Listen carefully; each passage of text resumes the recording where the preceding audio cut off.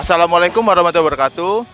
Teman-teman semua, kembali di YouTube-nya LSFC, Lumajang Street Fighter Community.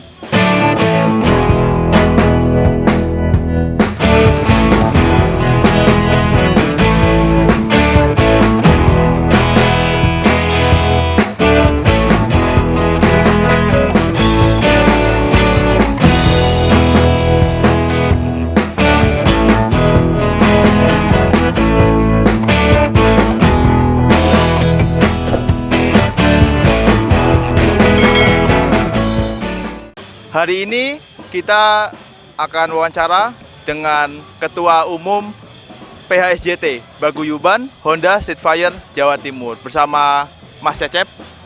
Mas Cecep, apa kabarnya? Kabar baik, sehat selalu, tetap semangat. Mas Yansa gimana kabarnya? Alhamdulillah baik. Nah, teman-teman semua, kenapa sekarang kita ketemu sama Mas Cecep di sini? Kebetulan kali ini LSFC lagi berangkat, lagi support kegiatan ulang tahunnya dari teman-teman Kombis Surabaya. Jadi kami sekalian janji sama Mas Cecep untuk ngobrol-ngobrol asik sama Mas Cecep tentang permotoran di Jawa Timur.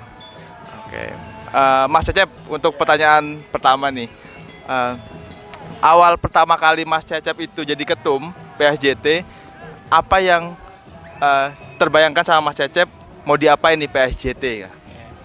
Jadi dulu pertama kali pemilihan, sebelum pemilihan kita sudah nyiapin nih. Saya udah nyiapin agenda-agenda ke depan apa nih yang akan dilakukan oleh PHSJT jika saya terpilih.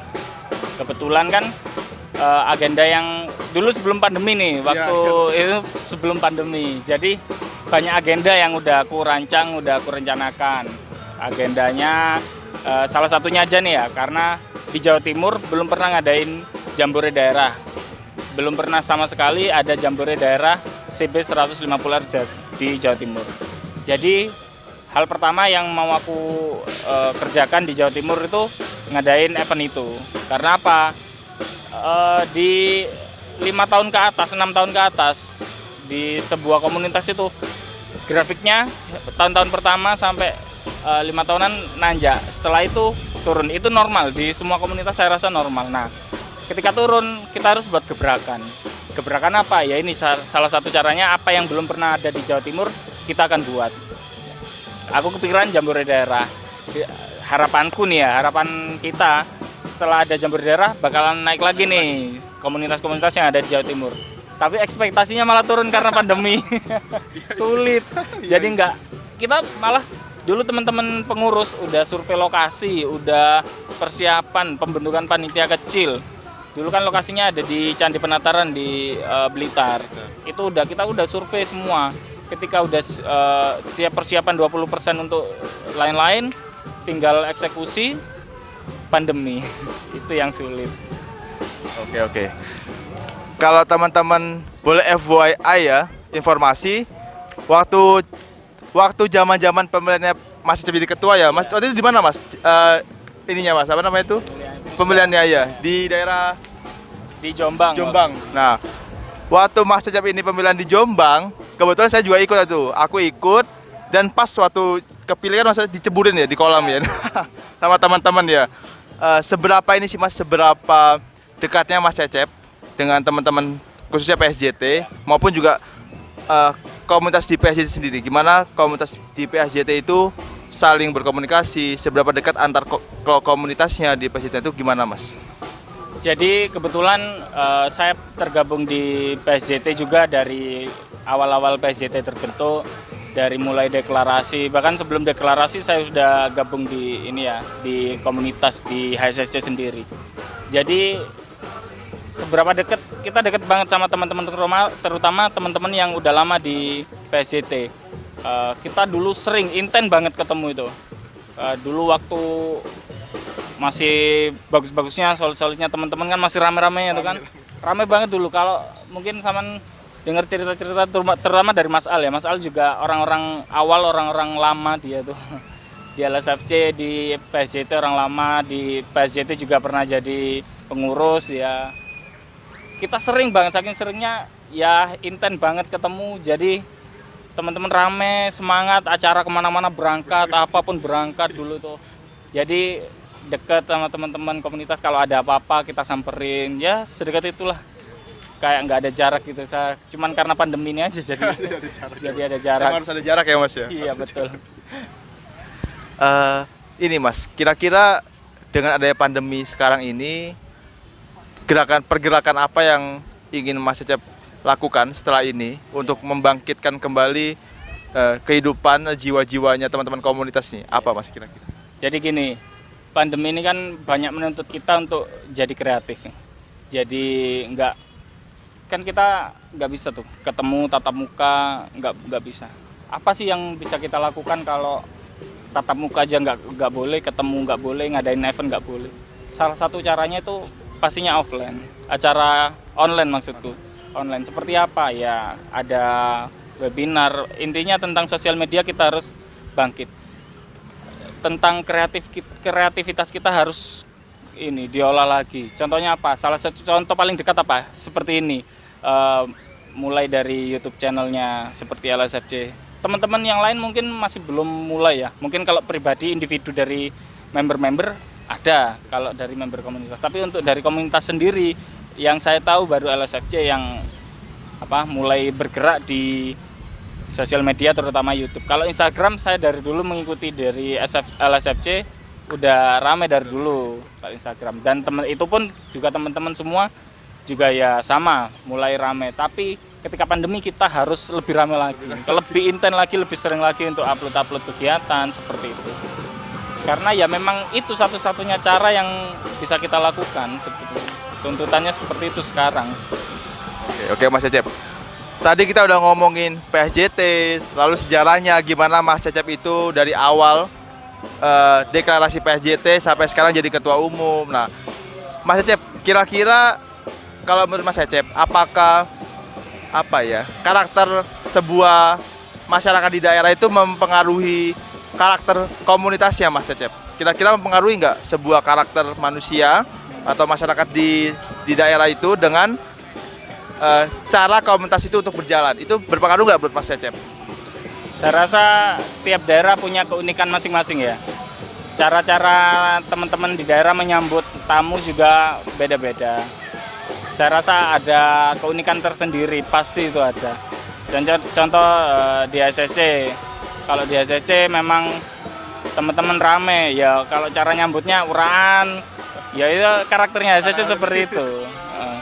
Kalau lagi ngumpul di base camp seneng guyon, terus lagi kadang ngajak mabar, ya karakternya seperti itu. Ada kalau saya dulu pernah ke LSFC ya, waktu tahun kira-kira itu 2014 mungkin. Saya nginep di rumahnya Mas Alfi dulu. Teman-teman di sana nyambut saya, nyambut teman-teman yang bertamu ke situ, diajak ke sawah, diajak panen. Iya bener, panen salah waktu itu 2014. sekitar 2014-an, aku lupa pastinya tahun berapa, 13 atau 14 gitu. Diajak panen salah, mungkin Mas Alfi kalau lihat ini masih inget ya. Diajak panen salah, diajak manjat pohon kelapa, ngambil buah. Iya, saya masih inget. Terus saya juga disuguhi pisang segini tuh saya masih ada di fotonya di Instagram, bisa dilihat nanti. Nah, dengan cara-cara seperti itu kan ada keunikan sendiri-sendiri tiap daerah, tiap komunitas untuk menyambut tamunya masing-masing. Kalau kita di sini ya wis, ya Sidoarjo terkenal apa sih, nggak punya wisata, panas juga, jadi ya wis caranya kita ya guyon guyup seperti itu. Kalau di sana mungkin diajak, kalau di Lumajang mungkin diajak jalan-jalan di sawah-sawah, iya panen, itu masih inget banget. Nah kan dari situ kadang kita udah ngelihat cara teman-teman komunitas, kebudayaan mereka menyambut tamu-tamu, menyambut teman-teman juga beda-beda seperti itu. Dan itu ya Jawa Timur seperti itu. Jadi emang ini Mas ya, banyak keunikan. Emang komunitas itu walaupun satu naungan, tapi juga tetap karena warga atau masyarakatnya itu dengan budaya masing-masing akhirnya punya ciri khas yang berbeda dengan penyambutan yang tentu jelas berbeda Mas ya.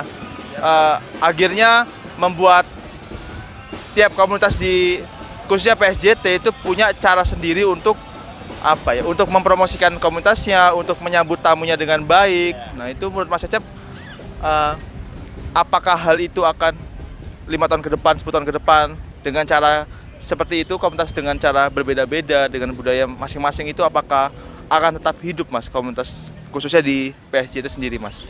Saya rasa masih tetap akan hidup, tapi ya tergantung dari komunitas tersebut untuk memanage manusia-manusianya seperti apa. Kalaupun dari pengurusnya dalam komunitas nggak bisa memanage, ya mungkin dalam 3 tahun ya nggak seperti sebelum-sebelumnya. Tapi saya percaya teman-teman di PSJT bisa kok tetap sama, tetap beberapa tahun ke depan pun cara menyambutnya. Karena jujur aja ya, dari dulu Jawa Timur itu terkenal ramah-ramah. Karena apa? Banyak tamu yang datang ke Jawa Timur, mereka itu pengen balik lagi. Dan itu sudah kami alami di HSSC terutama. Karena saya kan HSSC ya, dulu dibesarkan juga dari HSSC.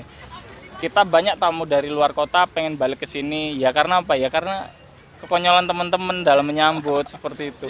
Bahkan ini ada nih humas saya ya, Mas Tremos. Mungkin semalam kalian nginep di rumah Mas Tremos ya. Itu ada nih, Mas Tremos saking ramahnya, saking senengnya kedatangan tamu dari luar kota, dari mana-mana. Ketika Mas Tremos jalan keluar kota, contohnya ke Bekasi, ke Jakarta, pulang-pulang disangon ini apa?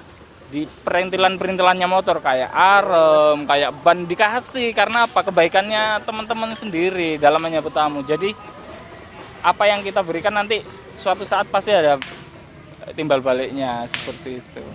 Oke, teman-teman, ini buat terakhir Mas ya, pertanyaan terakhir buat Mas Cecep, ketumnya PSJT. Buat teman-teman juga yang mendengarkan video ini, yang melihat video ini, kayaknya harus dengerin yang terakhir nih. Kira-kira Mas, tantangan ke depan komunitas motor Mas, khususnya PSJT nih, CB150R, dengan berbagai macam perubahan, setiap tahunnya ada desain baru, motor baru. Kira-kira apa Mas tantangan ke depan komunitas dari CB150R khususnya di PSJT sendiri Mas? Kalau tantangan saya rasa kalau tantangan mungkin dari diri kita sendiri, ego kita sendiri sih mungkin, menurut saya sih ya. Kalau setiap orang yang mau gabung komunitas, dalam setiap komunitas nggak ada cuma 1-2 orang, banyak orang. Setiap orang egonya masing-masing, pikirannya masing-masing. Ya itu tantangan terbesar kita. Kalau orang nggak bisa mengontrol egonya, nggak bisa mengontrol dirinya, satu komunitas bakal bisa rusak. Ya itu yang tantangan sebenarnya. Jadi tantangan itu ya dari kita sendiri, bukan dari kompetitor, dari merek motor lain, bukan sebenarnya. Itu bukan tantangan buat kita, justru itu saudara kita. Nah, tantangan dari diri kita sendiri. Kalau kita dari misal saya nih nggak becus atau nggak bisa memanage komunitas, memanage paguyuban, ya hancur. Ya itu tantangan kita. Ya apa caranya kita bisa memanage, caranya kita bisa mengontrol ego kita masing-masing. Saya sama-sama pasti pemikirannya beda.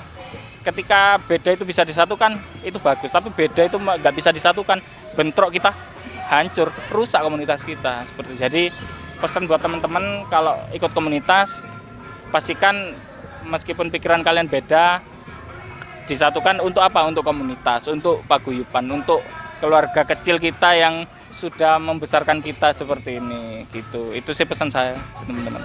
Oke, Mas Cecep, terima kasih banyak. Sama-sama Mas Yansa. Terima kasih juga buat band yang telah menjadikan background di belakang. Di sini emang agak berisik. Pas hari Minggu kami tag videonya dengan Mas Cecep. Pas lagi rame-rame juga CFD, ada juga CFD ya Mas Edi. CFD, pagi tadi CFD. Jadi kami dibantu backsound dengan teman-teman Sidoarjo, warga Sidoarjo sendiri yang berkreasi di belakang. Kita juga ada duduk di belakang ini, ada apa nih Mas? Kalau boleh tahu Mas, tubuhnya Mas. Kalau ini ya ikon dari Sidoarjo sih. Ini Monumen Jayandaru. Monumen Jayandaru. Iya betul. Ada arti khusus nggak Mas kalau buat Mas Cecep monumen ini dengan masyarakat Sidoarjo Mas? Menurut Mas Cecep? Kalau ini sih sebenarnya kalau filosofinya saya kurang paham. Tapi kalau dari Sidoarjo sendiri ini ada udang sama bandeng. Udang sama bandeng itu yang melambangkan dari Sidoarjo karena Sidoarjo banyak tambak yang penghasil udang sama bandeng. Itu kalau dilihat dari atas kan itu lambangnya udang sama bandeng. Ya itu logo ikonnya Sidoarjo. Ya seperti itu. Oke, terima kasih banyak Mas Cecep ya. Teman-teman, tungguin lagi video kami yang selanjutnya, entah sama siapa, entah sama pengurus PSJT atau mungkin komunitas lain mungkin di video ini. Terima kasih banyak. Wassalamualaikum warahmatullahi wabarakatuh.